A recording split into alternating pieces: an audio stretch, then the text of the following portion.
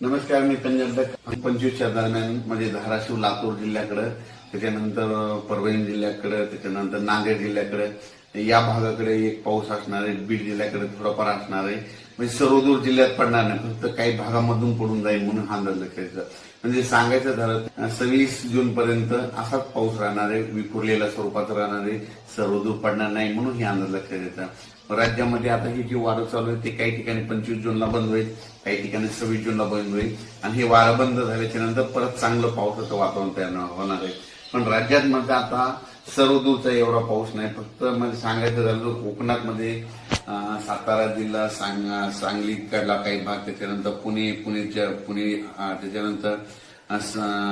त्याच्यानंतर तसंच पुढं नाशिक पर्यंत, सिन्नर नाशिक पर्यंत ते पट्ट्यामध्ये कोकणाच्या कोकणपट्टीचा पट्टा मात्र ते पाऊस चालू राहणार आहे. तिकडचा पाऊस काही कमी होणार नाही म्हणून हा अंदाज लक्षात येतात.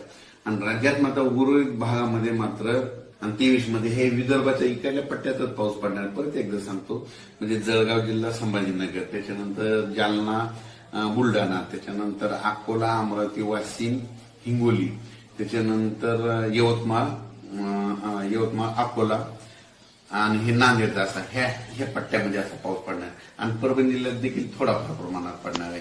म्हणजे सर्वदूर पडणार नाही हे अंदाज लक्षात येतात. पण 23-24चा मात्र 23-24-25 आहे मात्र लातूर भागाकडे पाऊस असणार आहे. 23-24-25 लातूर जिल्हा, त्याच्यानंतर धाराशिव, त्याच्यानंतर नांदेड, परभणी, बीड ह्या भागामध्ये 23-24च्या दरम्यान पाऊस असणार आहे.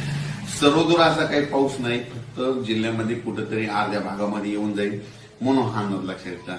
अचानक वातावरणात बदल झाला तर लगेच शेतकऱ्याला एक उद्या मेसेज दिला जाईल. धन्यवाद.